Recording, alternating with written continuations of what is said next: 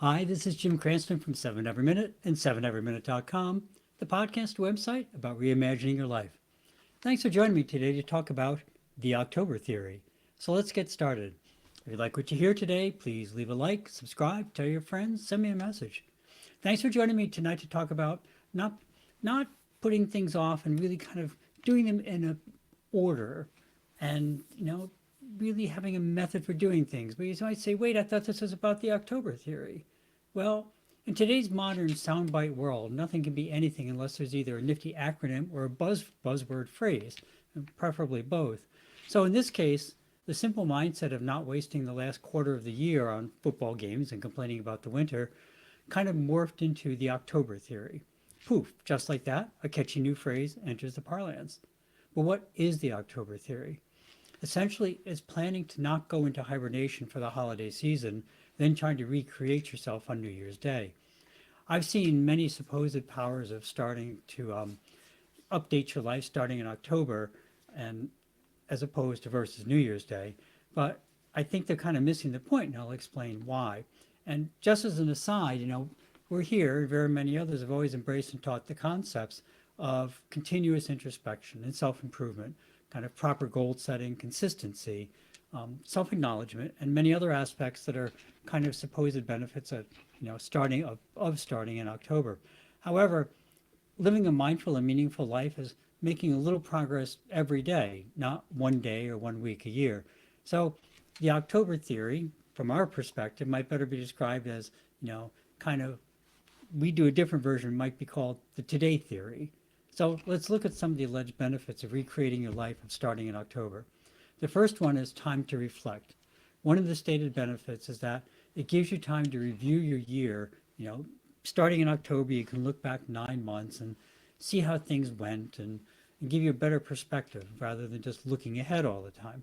And as you may remember, we always talk about always reviewing the past. But I would kind of suggest that it shouldn't be every 9 months or whatever. Probably, if you use a journal or even just a daily little slip of paper, you should probably be doing affirmations of how things went for the previous day, the previous week, the previous month, and review those things a little bit at a time rather than waiting 9 months. Because the purpose of this isn't to find fault in yourself, but rather to see what worked and what didn't work. For most things, waiting 9 months to review them is far too long. We should be reviewing our past actions at a high, at least at a high level, pretty much every single day. Not a detailed analysis, but just kind of thinking about what went well and made us feel better and what didn't. It's pretty simple. So people say that realizing, some people say, on the October theory people, that realizing it's the end of the year makes you feel like it's kind of a time of urgency, especially to get those annual goals done that you said last New Year's you're going to get done. You haven't gotten done yet. Well, that's kind of an interesting one to me because it implies that the goals haven't really been being reviewed for a long time. Part of the beauty of regular, simple goal review is fewer last minute surprises and more motivation. Then some people prefer October because it's when the seasons start to change. And, I can understand that. And honestly, I take it a step further and kind of have quarterly reviews if you're going to do that every time the seasons change. And wait a second, but that's exactly what we do encourage. Your brain likes it when you keep telling it what a wonderful job it's doing. And when your brain is happy, then you're happy. Regular updates to your plans are a good thing, and they help a lot in both keeping you and your brain motivated, but also keeping those bigger goals in the back of your mind so your brain can come up with clever solutions. So, that so far we're kind of aligned in the two strategies. It's mostly just a matter of rate and time.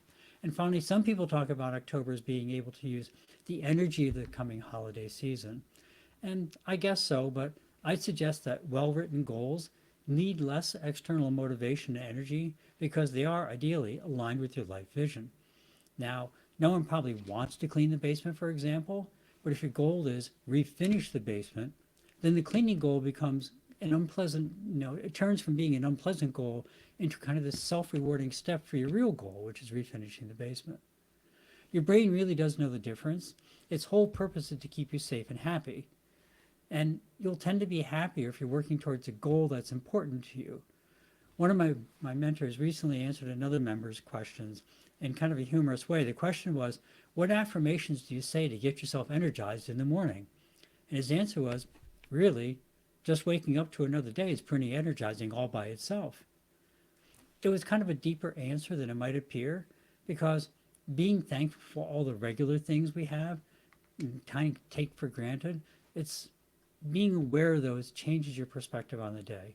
It's being energized by the opportunity to do more things aligned with your vision. It's appreciating all the things we have in life that we can share with others and perhaps make the world a little bit better place. So those are all pretty motivating things. You don't need an external motivation like affirmations, or in this case, in the October Theory case, oh dear, it's the end of the year, I have to get things going. If you write good goals and you review them regularly, they're kind of, like I said, they're self-motivating. You want to do them because they move you closer to your goal. None of this is to minimize the effect or importance of the October Theory. Anything that gets people thinking about goal setting and helping them stay motivated is a great thing. But don't overlook the real power of regular planning, even to the extent of little plans at the start or end of every single day. Our own, as we said, our today theory. It's another day. What do we plan to do with it? Regular check-ins with your own plans help to keep you on course and help to keep you motivated. It's one of the reasons we always emphasize celebrating every little win. It's very easy to get discouraged when all we see is this ever-growing to-do list. However, if you have a little celebration for every single win, even just imagining how you're one little bit closer to your life vision, then you see that daily list as kind of this escalator to your ideal life rather than some muddy road you have to kind of slog through. A simple to-do list of no more than 3 items can totally change the course of your day for the better. I often do one on my phone when I'm going to bed. It can be a little longer than 3 items, but you really want to keep the super important must-do list pretty short so that you'll get them done. Then when you end your day, you can look at the things crossed off your list and feel good about the progress that you made.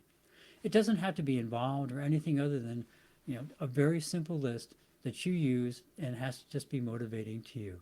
Pick your own style. Maybe you're a doodler or whatever. You like to put pictures or stickers. That's all fine. But again, the big thing is keep it simple and focused on reminding you of the progress that you're making. That's it for the evening. Stay focused on living your life aligned with your vision. One of the simplest ways to do that is with a daily to-do list and by regularly reviewing where you are in your own personal journey towards your life vision.